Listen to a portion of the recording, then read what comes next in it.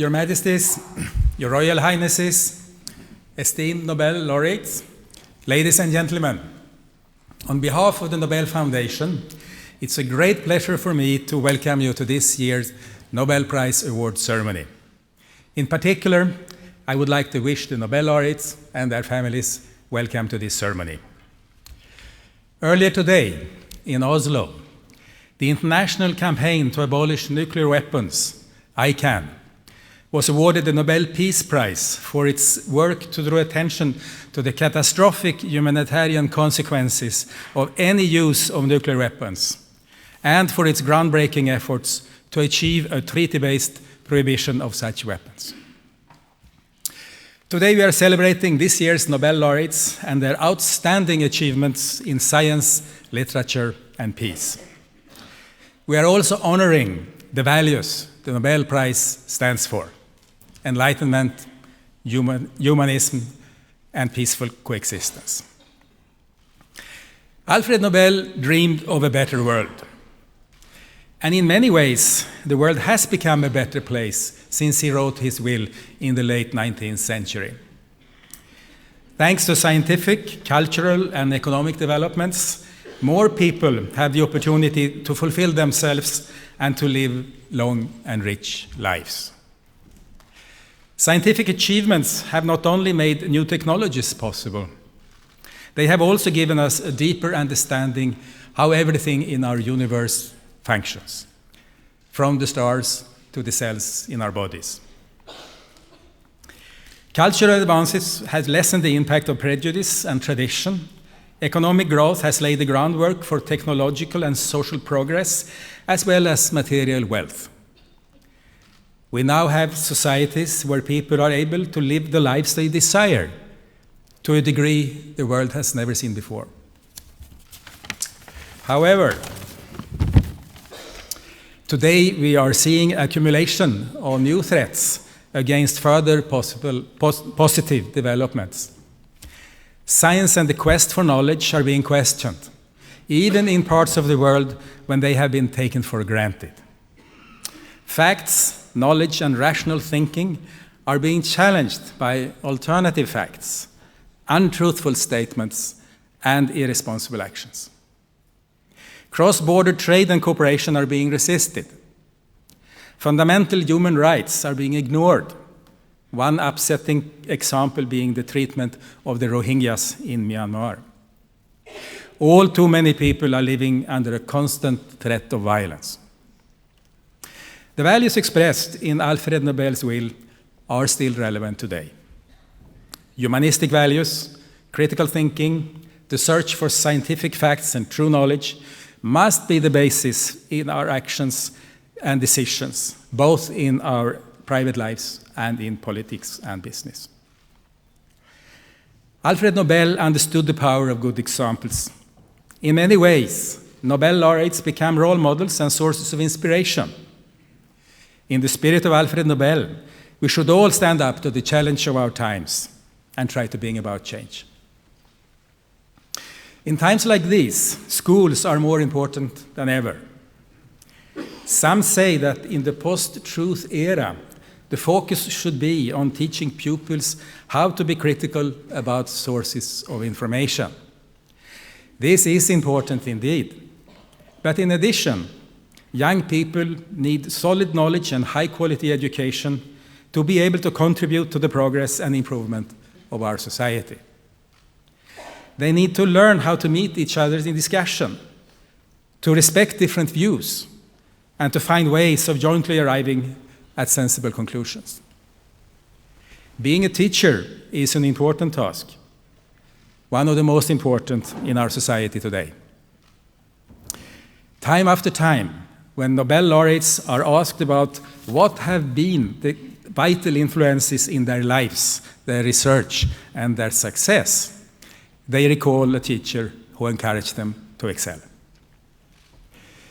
We want to contribute on a small scale by strengthening the position of teachers and by promoting exchange between teachers from different cultures and different countries.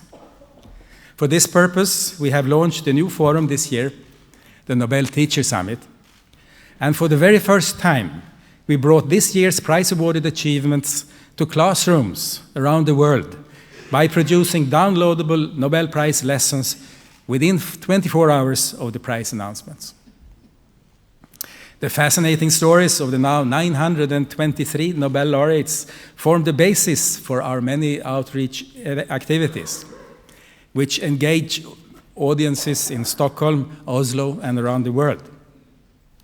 The planned Nobel Center in Stockholm will be a platform with education, knowledge, and critical thinking at its heart, where the major challenges of tomorrow will be discussed. Here, school pupils, university students, scientists, and visitors from all over the world will be inspired by the Nobel laureates and their accomplishments for the greatest benefits to mankind. I would like to conclude by quoting Nobel laureate Roger Kornberg. In a world beset by irrational influences, often with devastating consequences, the Nobel Prize call attention to the triumph of reason. Your Majesties, Your Royal Highnesses, esteemed Nobel laureates, ladies and gentlemen, thank you very much.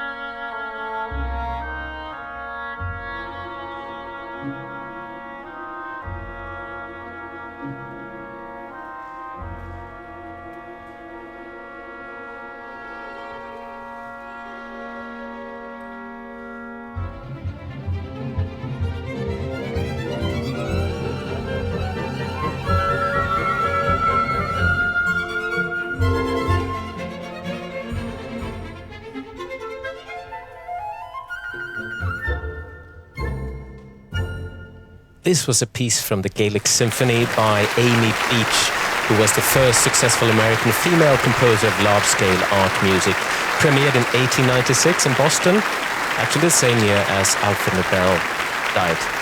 It was the first symphony composed and published by an American woman. And now, time for the Physics Prize. And a presentation speech by Professor Olga Bottner, member of the Royal Swedish Academy of Sciences.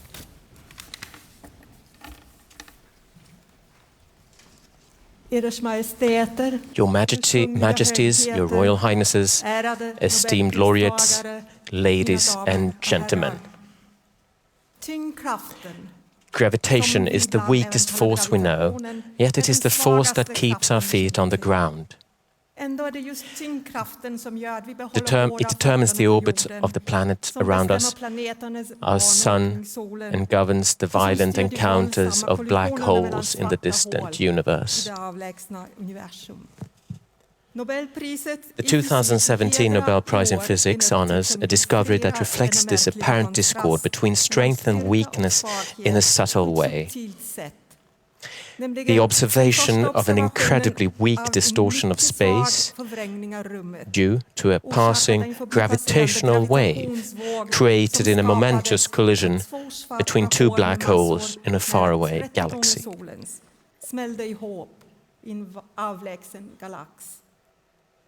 About 1.3 billion years ago, at a time when the first multicellular life emerged on Earth, two black holes with masses close to 30 times that of our Sun entered the final stages of a deadly badudu.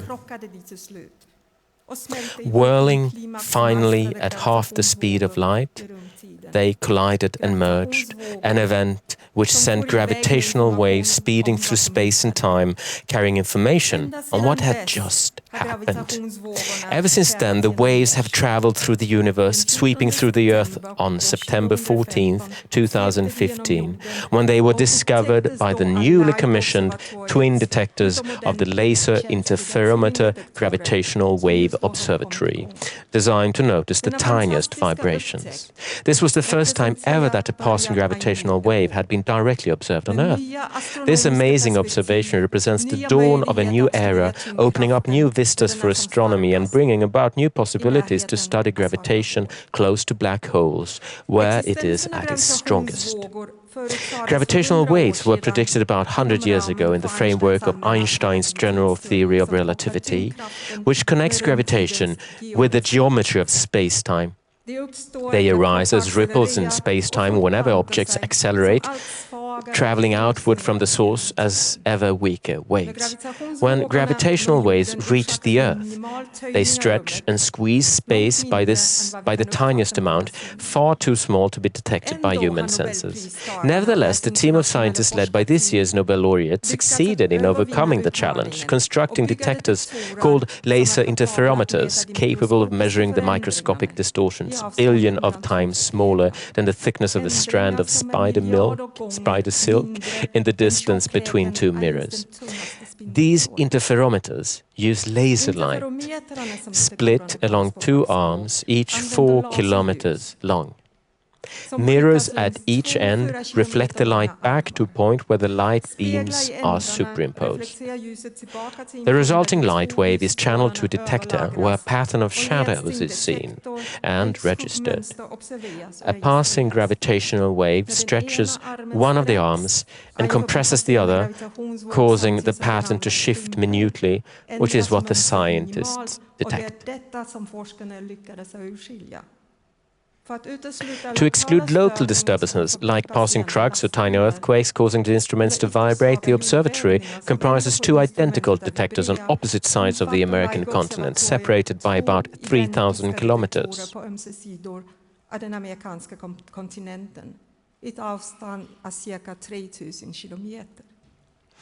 On September the 14th at 9:50, Swedish time. Both detectors registered almost identical signals from the passing wave, with less than 7 milliseconds delay. This not only confirmed the signal, but allowed localization of its source within an arc on the southern sky.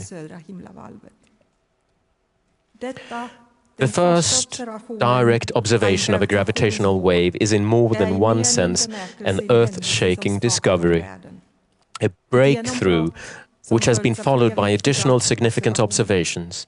It opens unanticipated opportunities to explore hitherto invisible parts of the universe where, according to the renowned astronomer Carl Sagan, something incredible is just waiting to be known. Professor Weiss, Professor Barish, Professor Thorne, you have been awarded the 2017 Nobel Prize for Physics for your decisive contributions to the detector of the Laser Interferometer Gravitational Wave Observatory and for the observation of gravitational waves. On behalf of the Royal Swedish Academy of Sciences, it's my honor and my great pleasure to convey to you our warmest congratulations. I now ask you to step forward to receive your Nobel Prizes from the hands of His Majesty the King.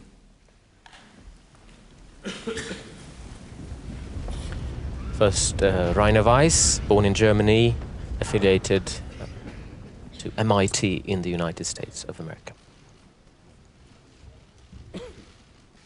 Receiving the diploma and the medal from the hands of His Majesty the King.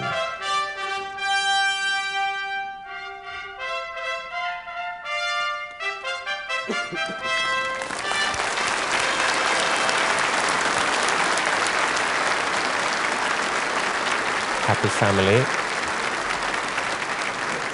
and friends. And so time for Barry Barish, also born in the United States, associated to Caltech in California.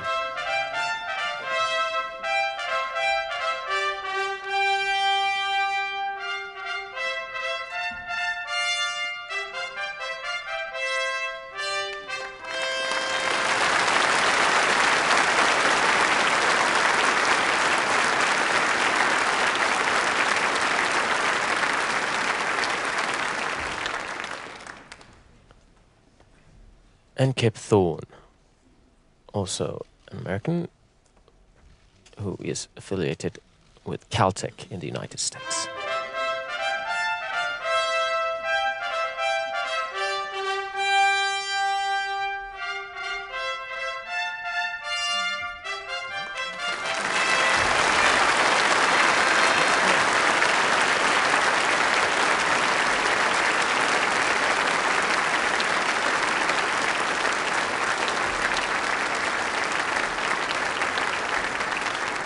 From gravitational waves to chemistry. It's time for a presentation by Professor Peter Brzezinski, member of the Royal Swedish Academy of Sciences. Eders Majestäter, Eders Kungliga Your Majesties, Royal Highnesses, esteemed Nobel laureates, ladies and gentlemen. What lovely music we have been hearing flowing from the choir loft. In our ears, electrical signals are being generated, nerve cells are activated, and molecules causing pleasure are released and bound to their receptors. These molecules are conducted inside the cells, out of reach of our senses. Even so, these processes allow us to hear the music. A long-held dream would be fulfilled if we were able to dive into a cell and see the molecules. The world of molecules is the core of what we call life. But molecules are small. If we were able to enlarge your ear sensory organ to the size of this hole, hundreds of protein molecules would fit into each comma in the program you're holding in your hand. The electron microscope allows us to see these molecules and even their components, the atoms. This instrument was first invented nearly 100 years ago. But it would take many decades before it could be used to study biological molecules, since they tended to dry up in the microscope's vacuum and be burned by the electrons used to visualize the samples. To examine biological samples in an electron microscope, they need to be frozen. Molecules in our cells, however, are surrounded by water that forms ice crystals when it freezes. These crystals are beautiful to look at, but electrons lose their way in the crystal labyrinth and the images come out black. Freezing water without forming ice crystals was thought to be impossible. Jacques Dubochet moved to Heidelberg to try to do just this. Out of pure curiosity, he wanted to do something that was considered impossible, something that even lacked practical applications. How would one write a grant proposal for such a project? Who would be willing to finance it? In the early 1980s, when Dubochet flash froze water at minus 200 degrees Celsius in cold ethane, he gazed at this impossible. The water was both liquid and solid at the same time. We call this state a glass. Dubochet had created thus a window into the world of molecules. At around the same time, Richard Henderson was studying a microorganism living in salt-saturated lakes in the desert. This organism has small, well-organized solar collectors made from protein molecules on its surface. In 1990, after having sought out the best electron microscopes in the world, Henderson was able to show the structure of these solar collectors at atomic resolution for the first time. In doing so, Henderson showed that the microscope could in principle provide detailed structures of the thousands of molecules found in our cells. But finding these molecules in microscope images can be compared to finding a shadow of a bird in the weak glow of the moon. Joachim Frank succeeded in developing methods that made it possible to find these faint molecular shadows. The challenge was then to determine how the molecules are positioned in relation to each other.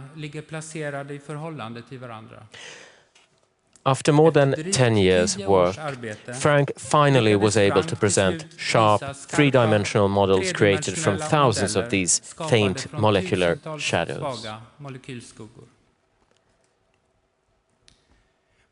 In recent years, advances have come quickly. The scientific literature describes the progress as an ongoing revolution. Those of you in front rows need not be concerned, however. Within science, revolutions are international in nature. They come through collaboration between individuals, and the results confer benefit to mankind. Some say that it is a miracle that we now, thanks to the contributions of the laureates, can look into ourselves, thereby tricking our senses. But to quote a famous chemist, miracles sometimes occur, but one has to work terribly hard for them. Jacques Dubochet, Joachim Frank, and Richard Henderson. Your work has led to the development of cryo-electron microscopy for the high-resolution structure determination of biomolecules in solution. That is a truly great achievement, a truly great achievement. On behalf of the Royal Swedish Academy of Sciences, I wish to convey to you our warmest congratulations. May I now ask you to step forward and receive your Nobel Prizes from the hands of His Majesty the King.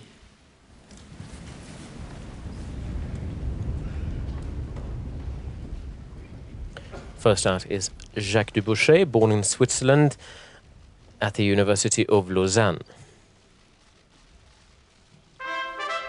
Shaking hands with King Carl Gustaf of Sweden and receiving his Nobel diploma and medal.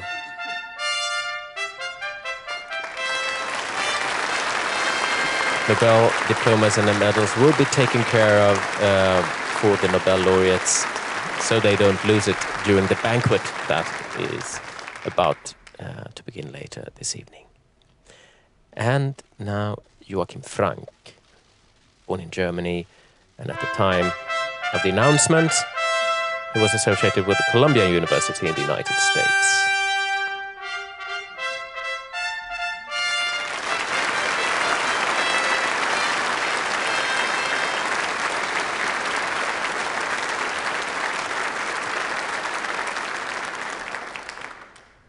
Carol Saginaw, we saw there. And here is the third chemistry laureate, Richard Henderson, born in Scotland, associated with Cambridge in the United Kingdom.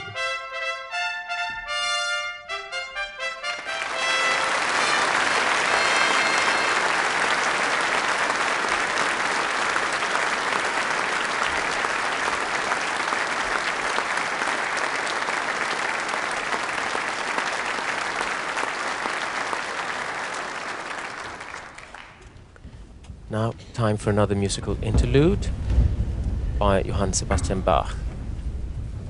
Soprano, Camilla Tilling. On trumpet, Joachim Agnas. Stockholm Philharmonic Orchestra.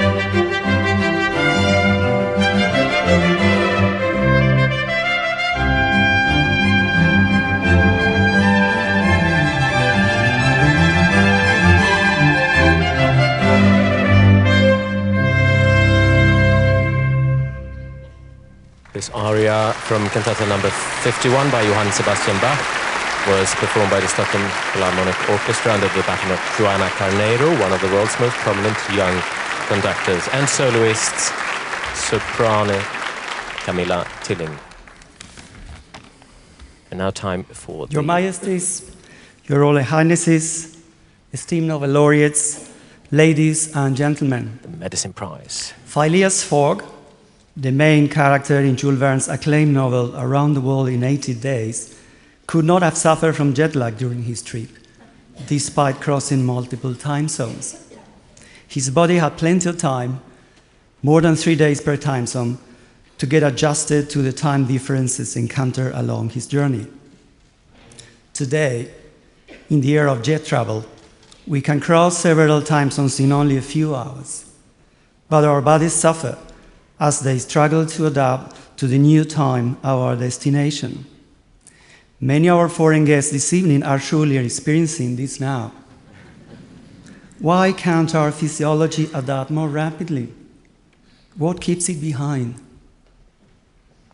Our physiology is regulated by an internal clock that generates daily rhythms known as circadian, from the Latin circadian, meaning around 1 day. Circadian rhythms are ancient and exist in all forms of life. Life on Earth is adapted to the rotation of our planet, and the internal clock anticipates day-night cycles, helping organisms optimize their physiology and their behavior. Although the existence of the biological clock has been known for nearly a century, only recently have we begun to understand what is it made of and how it keeps ticking.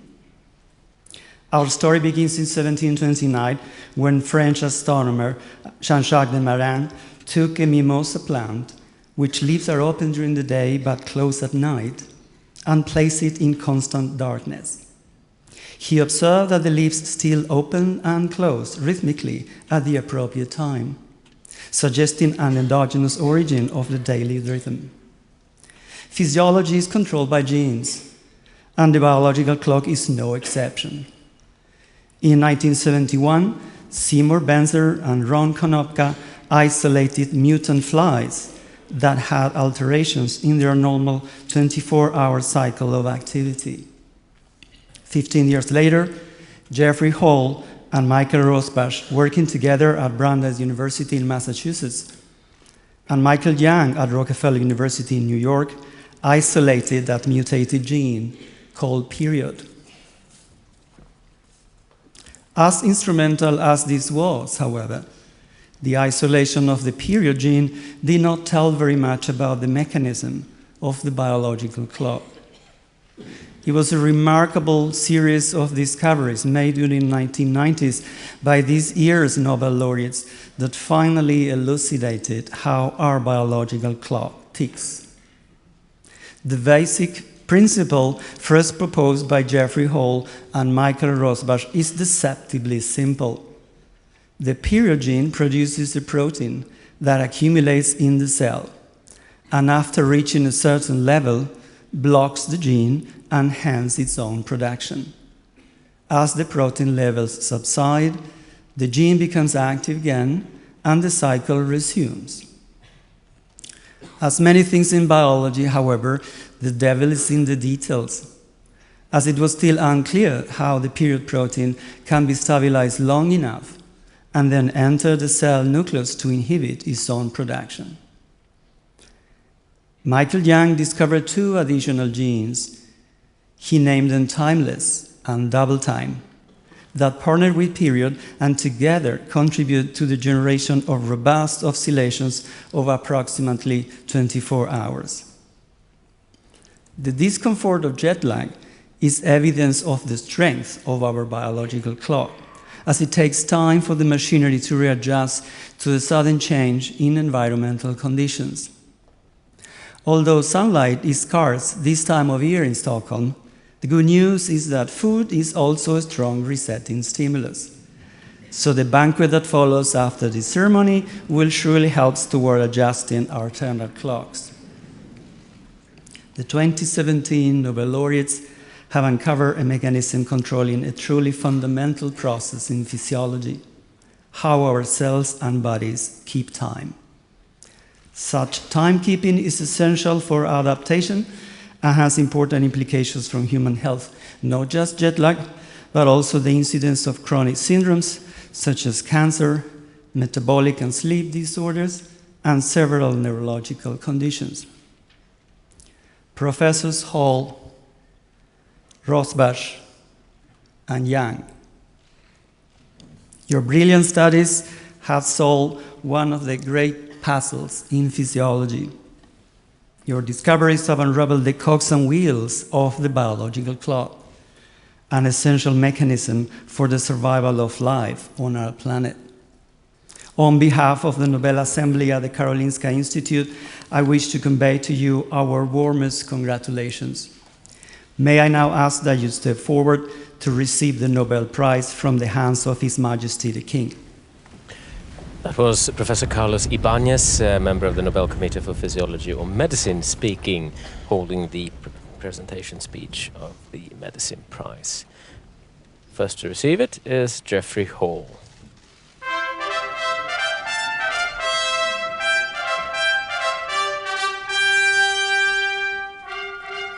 Born in the United States, Professor Emeritus at the University of Maine.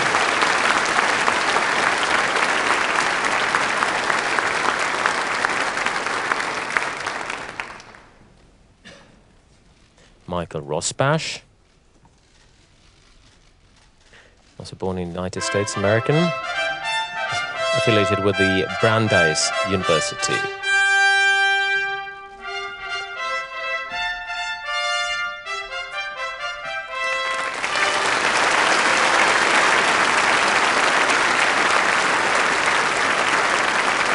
We will see his wife, Nadia Abovich, to the far most right here in blue.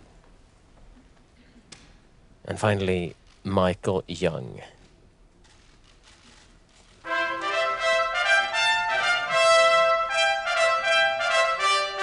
Who is affiliated with the Rockefeller University.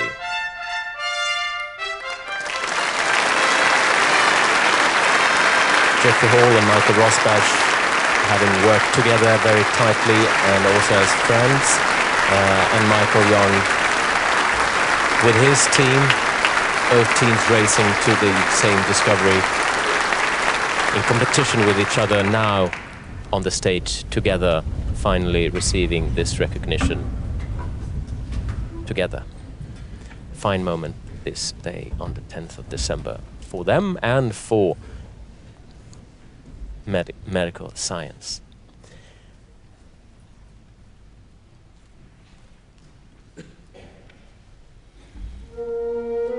Now, some more music.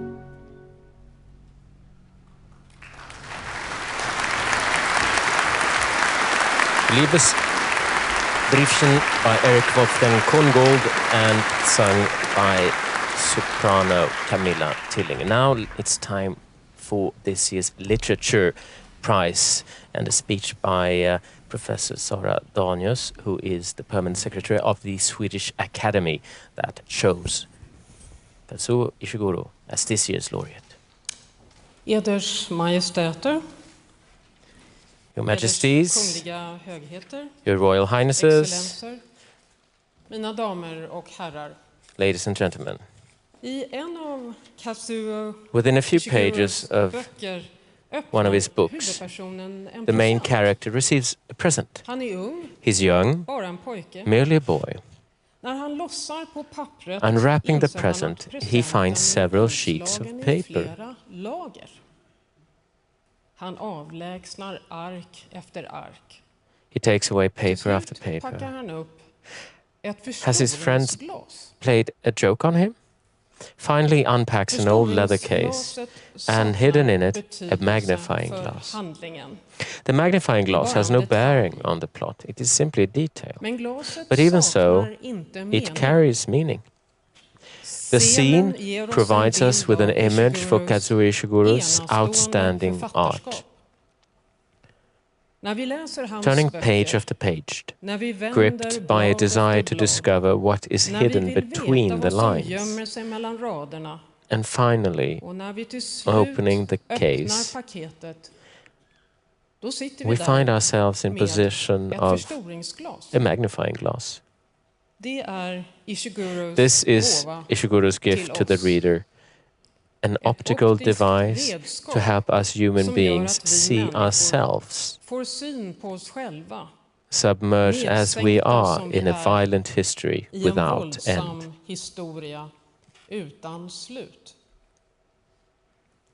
To read Ishiguro is to enter a stylistic world that is gloriously unpretentious. The prose is controlled, restrained and exact, at times even dry. But then movement begins under the splendid clauses.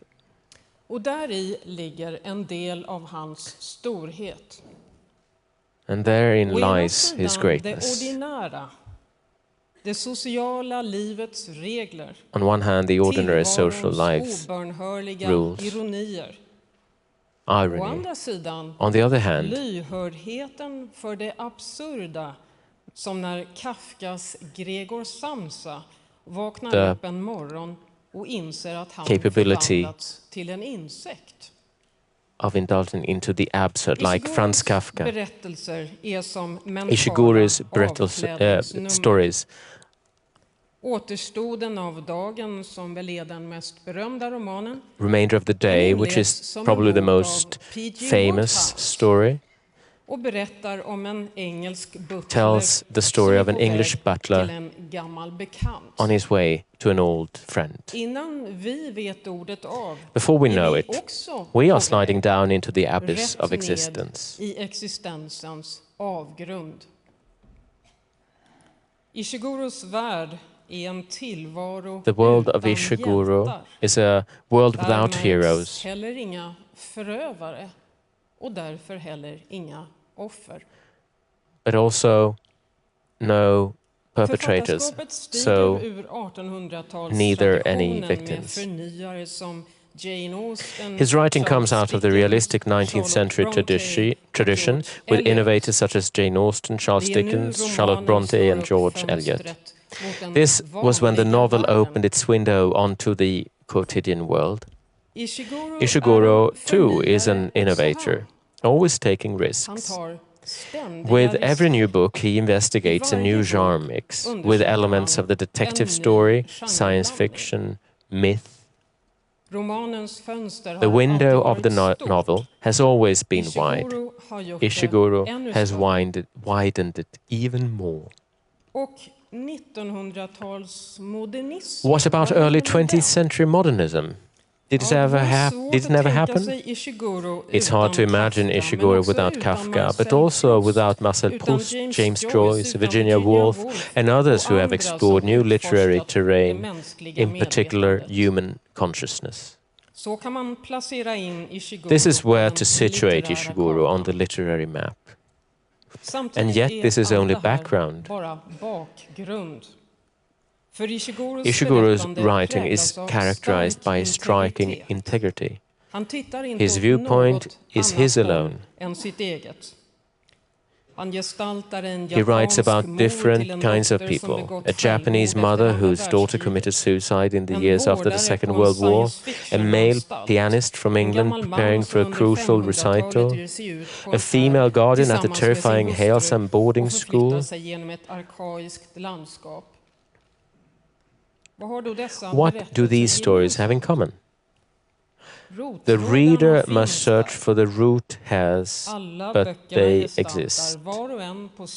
All these books, each in its own way, inquire into the relationship between present and past. We call this relationship memory. Detta förhållande kallar vi minne. Writers such as Proust and Woolf attempt to salvage the past. Ishiguro's purpose is different. He journeys with his stories as though they were diving bells, making discoveries in the mighty sea of amnesia. Above all, he explores in detail how we interact with the past and what we, as individuals, communities, societies, also must forget in order to survive at all.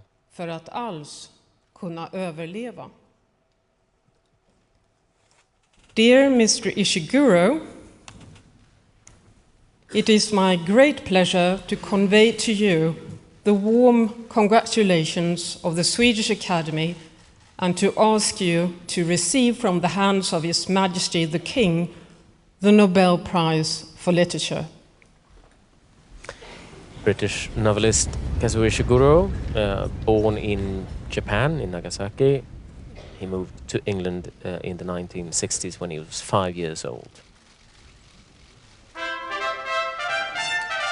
As you heard, he is considered one of the most celebrated contemporary fiction authors in the English-speaking world, and now also a Nobel laureate, receiving 2017 year's prize.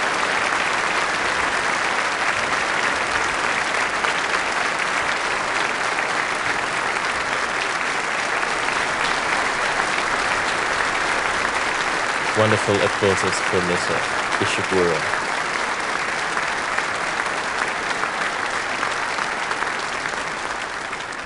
Well read by several of the other Nobel laureates this year.